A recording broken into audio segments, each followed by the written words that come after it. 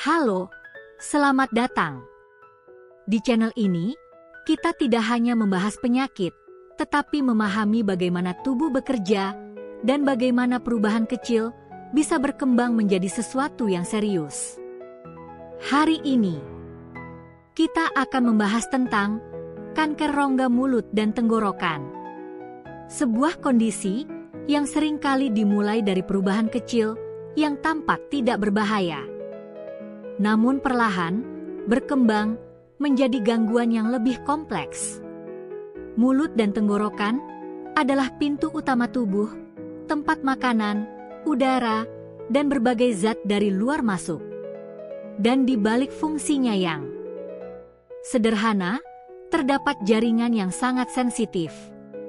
Untuk memahami penyakit ini, kita mulai dari awal.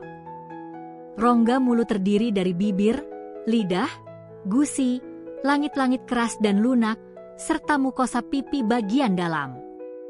Sementara tenggorokan atau faring terbagi menjadi beberapa bagian, yaitu nasofaring, orofaring, dan hipofaring.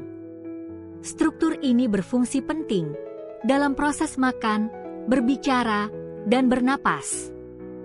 Permukaan area ini dilapisi oleh epitel squamosa berlapis yang berfungsi sebagai pelindung dari iritasi mekanik dan kimia. Sel-sel ini memiliki kemampuan regenerasi tinggi untuk menggantikan sel yang rusak akibat aktivitas sehari-hari. Namun, karena area ini selalu kontak langsung dengan lingkungan luar, risiko paparan zat berbahaya menjadi sangat tinggi.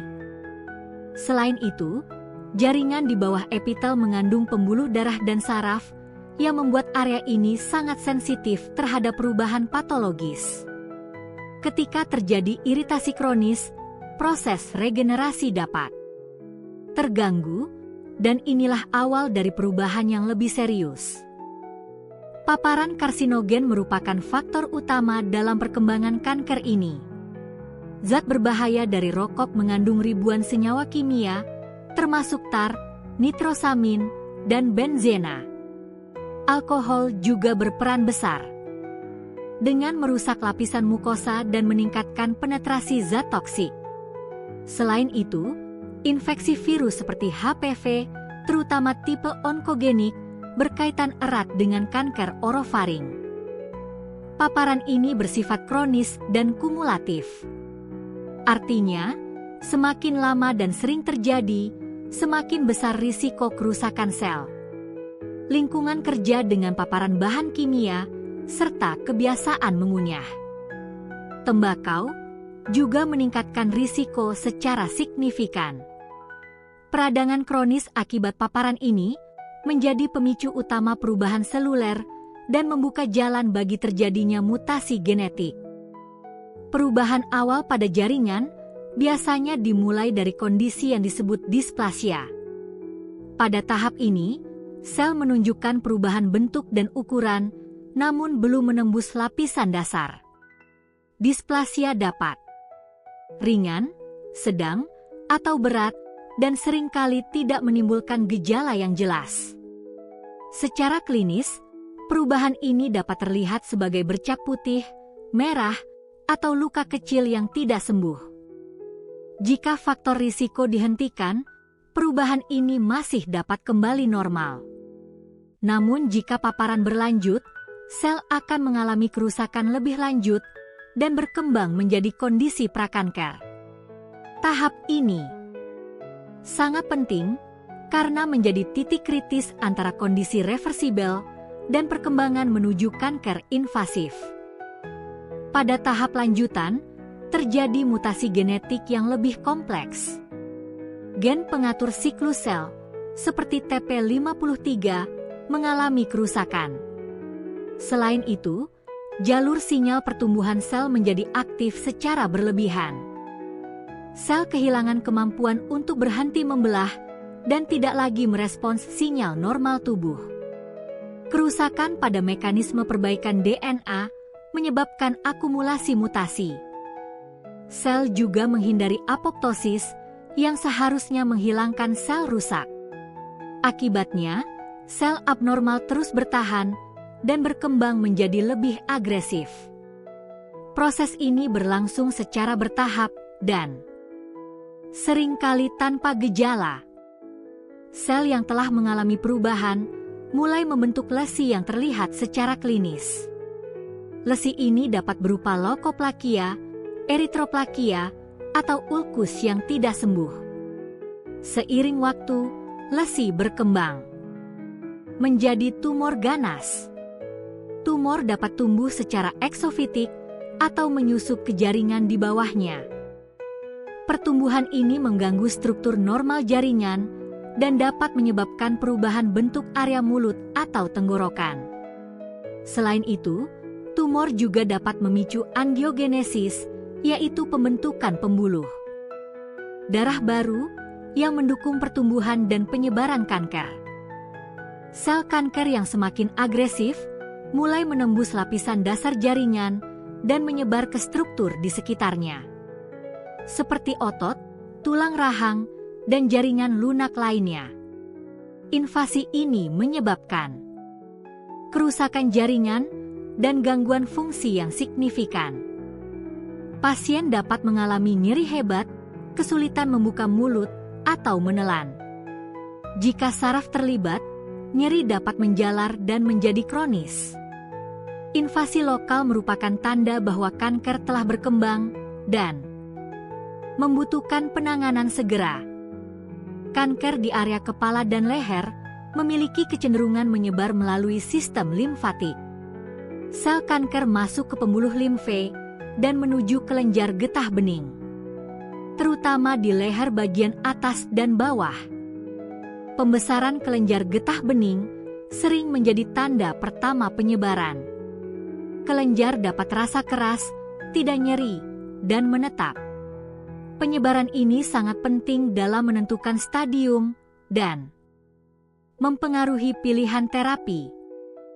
Pada tahap lanjut, sel kanker dapat memasuki aliran darah dan menyebar ke organ lain, seperti paru-paru, hati, dan tulang.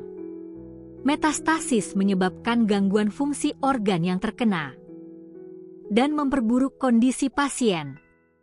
Gejala yang muncul sangat bergantung pada lokasi metastasis. Proses ini menunjukkan bahwa kanker telah menjadi sistemik dan membutuhkan pendekatan terapi yang lebih kompleks. Gejala awal sering tidak spesifik, seperti luka di mulut yang tidak sembuh atau rasa tidak nyaman saat menelan. Seiring perkembangan, gejala menjadi lebih jelas, seperti nyeri persisten, kesulitan menelan, perubahan suara, dan perdarahan. Beberapa pasien juga mengalami bau mulut kronis serta penurunan berat badan. Karena gejala berkembang perlahan, banyak pasien datang pada tahap lanjut.